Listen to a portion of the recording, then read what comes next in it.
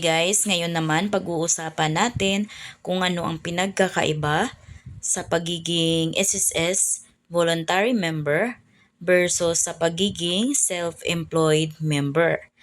Dahil kailangan maiwas to or maiayos ang inyong pagiging membership type kay SSS.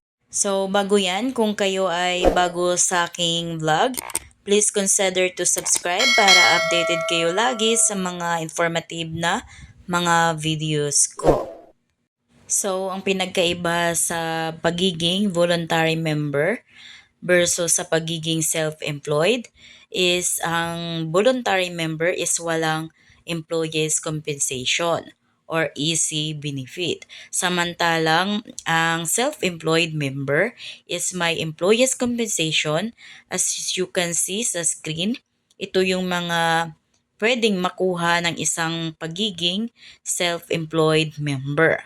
So nakita ninyo na ang pagiging self-employed member is may easy monthly pension, may easy disability monthly pension, may easy funeral lump sum, easy sickness lump sum.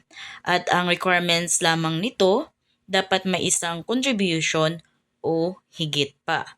Ayan, so guys, isa ito sa pinakamagandang benepisyo kay SSS para sa mga SSS self-employed member. Kung kaya dapat maisaayos ninyo ang inyong membership type category kay SSS para kung sakali may disgrasya or kaya may nangyari sa inyo habang kayo ay nagtatrabaho is makatanggap kayo ng inyong mga benefits sa pagiging self-employed. Okay, ito sayang hindi niya nabanggit yung pangalan niya, no? This is coming from anonymous participant. What will be the advantage of being tagged as self-employed member compared to an SSS voluntary member, Sir Richard? Advantage. So unang-una, maraming advantages yung ating self-employed. Yung sinasabi nating tamang membership type. So kapag self-employed ka, una, depende sa nature ng self-employment. Kapag self-employed ka, may mga program tayo sa self-employed members na maluwag yung deadline ng contribution. So pwedeng yung mga informal sector workers natin, mas maluwag yung deadline. Hindi na siya dun sa quarterly na deadline. Pangalawa, covered ka nung EC, Employees Compensation Program. Dito sa Employees Compensation Program natin, ito yung pag may mga contingency ka o merong pagkakasakit, pagkabalda, or pagkadisgrasya na dahil doon sa self-employment mo, ano ba, example,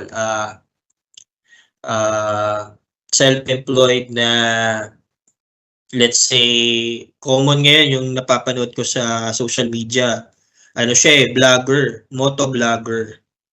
Ibig sabihin, nag-vlog siya and then nag-earn siya ng income through that motovlogging, through pagmumotor.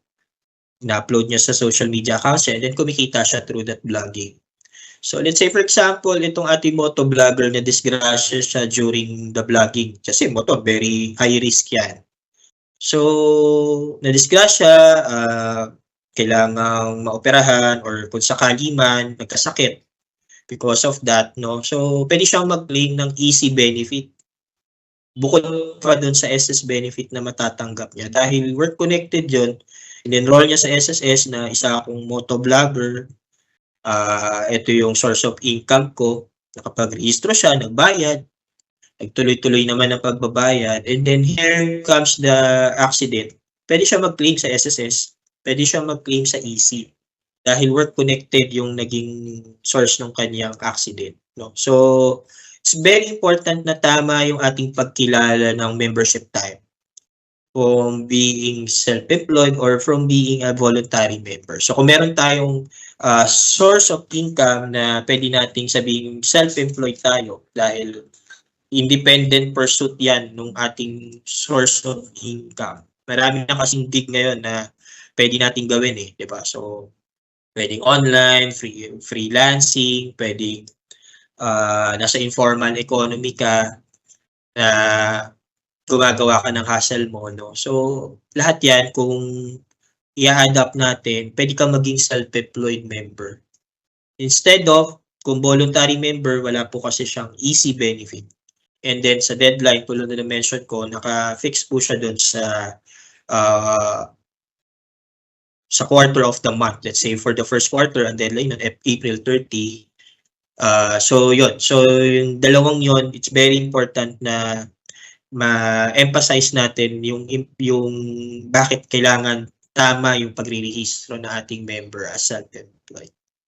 That's it. Sana clear Sana clear yung ating sagot sa ating anonymous sender.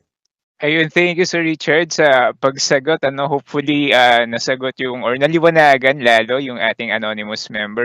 Sir, yung retroactive payment, matagal na may business pero now lang nag-register. Pwede pa ba yun? Yes. So siya yung may-ari ng business. Tapos, let's say, sabi niya nga, retroactive, matagal na. Let's say, nag-start siya nung 2020 pa na nagbi-business. Siya yung may-ari ng business na yon. Magre-register siya ngayon, February, o kaya naman, bukas, Feb 29, or sabihin natin next week na siya may time pumunta sa SSS. So, for those case na baka possibly may SS number na ito, I'm assuming may SS number na. So, pupunta siya sa SSS, dala-dala niya na yung na-download and na-accomplish niya na member data change request. So, i-report niya doon, I'm a business owner. Kailan siya nag-start? Let's say 2020. Tapos magkano kita niya? Let's say 10,000 every month. So, ipoprocess ng ating member service officer yon, pero hindi niya nababayaran yung hulog niya since 2020. Start siya ngayong, let's say, March 2024. Dahil ngayon lang siya nagparehistro bilang self-employed. Di na po yun sisingilin ng SSS. Wala po tayong retroactive payment for self-employed members. So, don't worry. Importante sa SSS, makapag-rehistro po kayo at makapagsimulang magbayad. Hindi po namin hahabulin yung mga nakaraang buwan or taon na naging self-employed na kayo or nagsimulang magnegosyo na bilang self-employed.